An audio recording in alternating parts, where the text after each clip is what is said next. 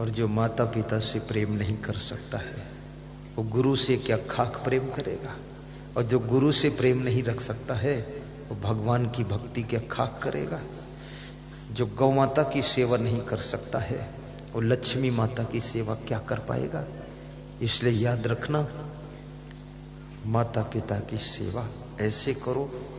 गणेश और कार्तिकेय देवताओं में मीटिंग हुई कि पूरी पृथ्वी की परिक्रमा करके जो सबसे पहले वापस लौटेगा उसको जगत में प्रथम पूज्य बनाया जाएगा। कार्तिकेय जी अपने वाहन पर बैठकर स्पीड से पृथ्वी की परिक्रमा करने के लिए निकल पड़े। गणेश जी चूहे पर बैठते हैं लेकिन चूहा स्पीड नहीं पकड़ता। गणेश का वाहन चूहा है, इसलिए चूहा को मारना नहीं चाहिए क्योंकि गणेश जी का वाहन है। एक सज्जन कह रहे थे कि चूहे को मारूंगा तो नहीं, लेकिन गणेश भगवान को भी अपना वाहन थोड़ा कंट्रोल में रखना चाहिए। वाहन बहुत उत्पात करता है, वो भी बात सही है। तो गणेश जी का चूहा स्पीड नहीं पकड़ा तो गणेश रोने लगे, दुखी हो गए। तो नारद जी ने कहा तू चिंता मत कर, चूहे से नीचे उतर, अपने माता पिता की परिक्रमा कर, 7 परिक्रमा कर, हाथ जोड़कर बैठ, टेंशन मत ले, सब काम मैं बनाऊंगा। 7 परिक्रमा करके शिव और पार्वती जी की परिक्रमा किया, चरण छुआ, वंदन अभिनंदन किया, मस्तक टेका, हाथ जोड़कर। गणेश जी अपने माता पिता का सम्मान बहुत करते थे और माता पिता का सम्मान करते थे, इसलिए गणेश जी का सम्मान आज सृष्टि में सभी करते हैं। प्रथम गणेशाय नमः कहा जाता है। शादी विवाहों के कार्ड बनते हैं, उसमें गणेश जी की फोटो बनकर आती है। वक्रतुंड महाकाय सूर्यकोटि समप्रभा। दूसरे दिन देवताओं की मीटिंग हुई, सभा में आवाज उठी कि गणेश कार्तिकेय में से कौन प्रथम पूज्य बनेगा। नारद जी ने उठकर कहा कि पृथ्वी की परिक्रमा कार्तिकेय ने किया है, लेकिन माता पिता की 7 परिक्रमा, शिव पार्वती की 7 परिक्रमा गणेश जी ने किया है। और सारी पृथ्वी माता पिता से भरी पड़ी है। जो अपने माता पिता को नहीं पहचान पाया और पूरी पृथ्वी के चक्कर लगा रहा है वो प्रथम पूज्य नहीं हो सकता है। जो अपने माता पिता को पहचान लिया और उनके चक्कर काटकर परिक्रमा करके हाथ जोड़कर बैठ गया, नमन कर लिया, वही प्रथम पूज्य हो सकता है। देवताओं ने घोषणा कर दी कि गणेश जी प्रथम पूज्य रहे। मैं निवेदन करूंगा, माता पिता का कितना बड़ा स्थान होता है और गुरु का स्थान भी बहुत बड़ा होता है। गुरु तो माता पिता से भी बड़े स्थान पर होते हैं। गुरु को तो भगवान राम ने कहा है गुरु तो मेरे से भी बड़ा है। राम ने कहा है संत मुझसे बड़े हैं। सतुई सब मोमय जग देखे, मोते अधिक संत कर लेखे। सातवीं भक्ति के अंतर्गत जब राम ने शिवरी को समझाया तो कहा है सातवीं भक्ति, सतुई सब मोमय जग देखे, मोते अधिक संत कर लेखे। संत मिल जाए तो उनको मुझसे भी बड़ा समझना। संतों को कितना सम्मानित किया है भगवान श्री राम ने, और संतों ने मिलकर के राम को भगवान बना दिया। इतना उनका गुणगान किया। राम कहते थे मैं बड़ा नहीं हूं, संत बड़े हैं। राम ने यह भी कहा कि दुनिया के नर नारी सब सीता और राम के समान हैं, मैं उनके समान हूँ, मैं बड़ा नहीं हूँ। हीरा कभी न बोलता, लाख टका मेरा मोल। महान व्यक्ति, बड़ा आदमी कभी नहीं कहता मैं बड़ा हूँ। बड़ा आदमी तो कहता है मैं आप सबके चरणों में पड़ा हूँ, आप जहाँ कहो वहाँ सेवा में खड़ा हूँ। और जो बड़ा नहीं होता कहता है वो कहता है मैं सबके सामने अड़ा हूँ, और कुछ बोलोगे तो मैं घोड़ा हूँ, लात मारूंगा। बड़प्पन की पहचान है तो बड़ा बोल नहीं बोलता है। कल संस्कृत के एक teacher, Madhav English medium school, ये ऐसा स्कूल है जहां पर इंग्लिश मीडियम भी पढ़ाई होती है। ये ऐसा स्कूल है जहां शिक्षा के साथ साथ संस्कार भी दिए जाते हैं। जिन माता पिता के मन में इच्छा है कि मेरा बेटा सदैव मुझको माता पिता कहता रहे, ऐसे संस्कार भी मिले, तो माधव इंग्लिश मीडियम स्कूल में एडमिशन कराइए। फिर देखिए उसको इंग्लिश बोलेगा, हिंदी बोलेगा, संस्कृत बोलेगा, लेकिन साथ साथ में आपको माता पिता कहेगा और आपका सम्मान करेगा। ऐसा है ये माधव इंग्लिश मीडियम स्कूल। तो एक संस्कृत टीचर से मैंने कहा श्लोक सुनो, तो संस्कृत का टीचर था, लेक्चरर, बहुत अच्छा बोला उसने। उसने कहा कि नमन्ते फलानि वृक्षा। बोले जब फल वृक्ष में आते हैं तो नम जाता है, वो झुक जाता है वृक्ष। और जिस व्यक्ति में महंता आती है, गुण आते हैं, विद्वता आती है, वो मनुष्य भी झुक जाता है। और फिर उसने बताया कि जो वृक्ष सूख जाता है, ठूंठ हो जाता है, वो नहीं झुकता है। और जिसमें कोई गुण नहीं है, कोई विद्या नहीं है, वो भी नहीं झुकता है। मूर्ख नहीं झुकता है। मूर्ख ना नमनते, मूर्ख नमन नहीं करता है, विद्वान ही नमन करता है, बुद्धिमान ही नमन करता है। कोई नमस्कार करे तो समझ लेना ये व्यक्ति महान है, इसलिए झुक रहा है। और कोई अकड़ कर खड़ा हो जाए तो समझ लेना ये मूर्ख है। मूर्ख के सिखलावते ज्ञान गांठिका जाए, और कोयला होए न उजला जो 100 मन साबुन लाए। मेरे पास एक साधक आया, मेरा साधक बोला कि एक और नवयुवक संत बनने आया था, पर गुरुदेव उसका भाषा शैली तो बड़ी खतरनाक है। हमने कहा क्या? बोले आप समझा दो उसको। हमने क्या? अरे बोले वो छोटे संत को डपट रहा था। तो हमने कहा एक ही दिन में डपट दिया? और बोले बता रहा तो मूर्ख हो। तो हमने कहा तो उसको समझाना नहीं है बेटा, समझाने में अपना टाइम क्यों खराब करो? वो जहां से आया वहीं जाने दो, मुझसे मिलाना भी मत, मिलने में भी टाइम खराब होगा। क्योंकि मूर्ख के सिखलावते ज्ञान गांठिका जाए। मूर्ख को समझाने में अपना टाइम खराब मत करो, वो समझने वाला नहीं। कोयला में कितनी साबुन लगाओ कि ये सफेद हो जाए, साबुन खत्म हो जाएगा पर उसका कोयलापन खत्म ही नहीं होगा, वो काला का काला ही रहेगा। मूर्ख के सिखलावते ज्ञान गांठिका जाए, कोयला होए न उजला जो 100 मन साबुन लाए। मूर्ख हृदय न चेत जो गुरु मिलई बिरंच सम, फूलहि फलहि न बेत यद्यपि सुधा बरसहि जलद। तुलसीदास की चौपाई है मानस की। मूढ़ कर्मिया मानवा नख सिख पाखर आए, बाहन हारा क्या करे जो बाण न लागे ताई। जैसे बुलेट प्रूफ कोई पहन ले और तुम बाण चलाओ तो उसके अंदर थोड़े घुसेगा, ऐसे जो मूर्खता का बुलेट प्रूफ पहने हैं और तुम ज्ञान के बाण छोड़ रहे हो फालतू वहां मत छोड़ो, उसको नमस्कार करके निकल जाओ, बस ठीक है। तुम्हें एक कहानी सुना रहा था, वो भैंस वाली, भैंस चोरी चली। बड़ी अच्छी कहानी है, ध्यान देना। मार्के की कहानी, आपकी जिंदगी की कहानी है। वो भैंस चोरी गई। किसान 3 दिन रोया धोया। जिंदगी जीने की कला दुख के बीच से गुजरने के बाद आती है। ठोकरें इंसान को चलना सिखाती है, धोखा इंसान को संभलना सिखाते हैं। और याद रखना, ठग लोग आपको सावधानी सिखाते हैं। दुनिया सबको सिखाती है, पर हम कितना सीख पाते हैं ये बात हमारे ऊपर डिपेंड करती है। तो किसान की पत्नी बोली कुछ काम करो, निराश मत हो। आपका सब कुछ छिन गया हो, लेकिन आपकी पत्नी के पास यदि विवेक है तो आपके खोए हुए मनोबल को फिर से वापस लौटा सकती है। ऐसे शब्द बोलेगी तुम उठकर खड़े हो जाओ।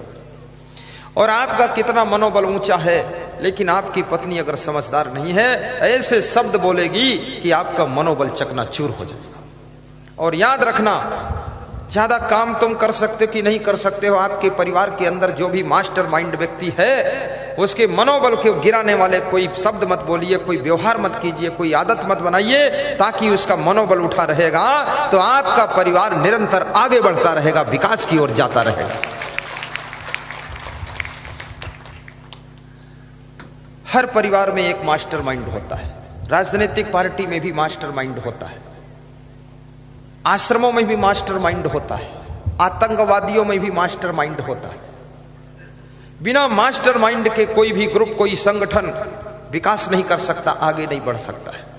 और मास्टरमाइंड का सबको ख्याल रखना चाहिए, ध्यान रखना चाहिए।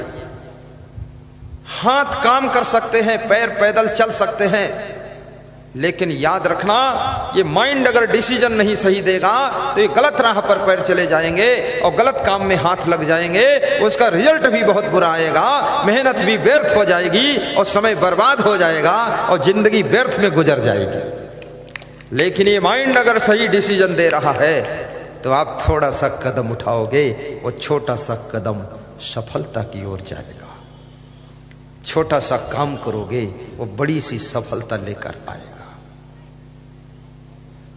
ऐसे ही तुम्हारे घर में भी कोई मास्टर माइंड होता है।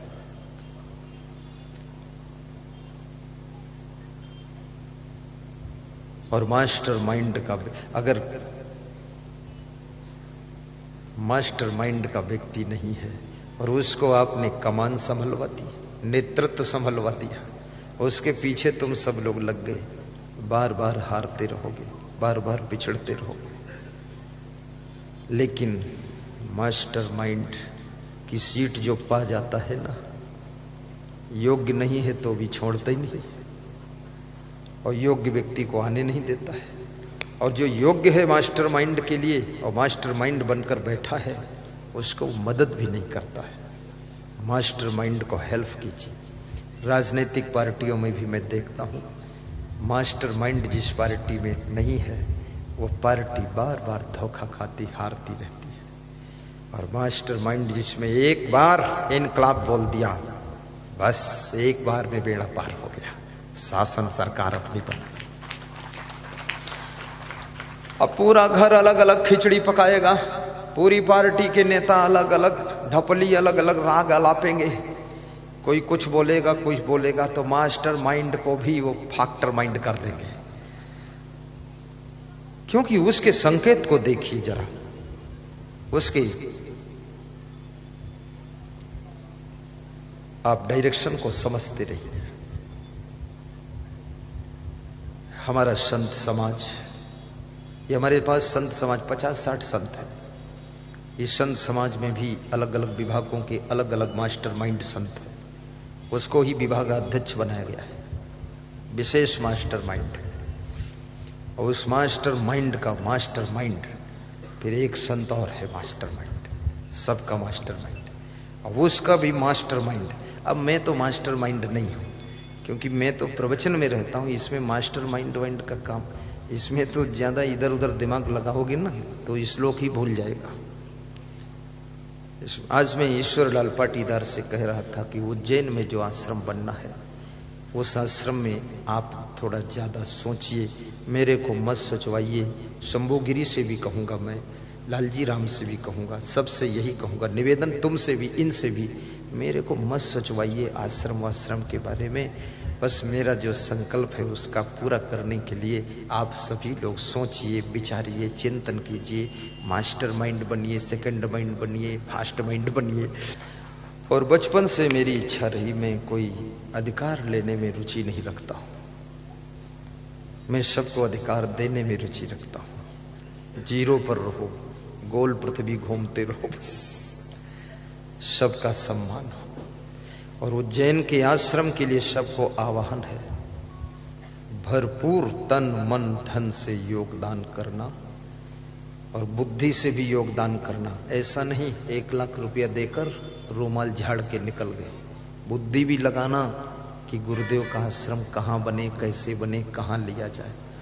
क्योंकि मैं अनजान हूँ, मैं नेपाल बॉर्डर तरफ, वहाँ का जन्म भी है, उधर ही का सब आश्रम भी है, तो इधर का ज्ञान नहीं है, भूल भटक हो जाएगी। अब आश्रम मेरे लिए नहीं बनना है, आश्रम आपके लिए बनना है, आप सबके कल्याण के लिए बनना है। मेरे रहने की जगह तो बहुत है, ये माधव इंग्लिश मीडियम स्कूल में ही रहता रहूं तो क्या फर्क है, और रहने को बोल दूं तो वही बना देंगे 2-4 कमरा खेत में मेरे लिए। और मेरे लिए तो बहुत, मैं अपने रहने के लिए, आराम के लिए नहीं बना रहा हूं। मैं इस मध्य प्रदेश वालों के विशेष कल्याण के लिए, भारत देशवासियों के उद्धार के लिए और विश्व के समाज के सुधार के लिए ये आश्रम खोला जा रहा है, जहां बूढ़ी लूली लंगड़ी गौ सेवा भी होगी गायों की, और जहां पर भाइयों बहनों संस्कार दिए जाएंगे बच्चों को, और जहां पर सभी समाज के लोगों को, हिंदू मुस्लिम सिख ईसाई जैन यहूदी पारसी, सबका सम्मान होगा और सभी को ज्ञान दिया जाएगा। आज मुस्लिम समाज के लोग आकर के साल ओढ़ाए, नारियल भेंट किए और बहुत सुंदर माला पहनाई। उस मुस्लिम समाज के लिए, बोहरा समाज के लिए जोरदार ताली बजाकर अभिनंदन कीजिए।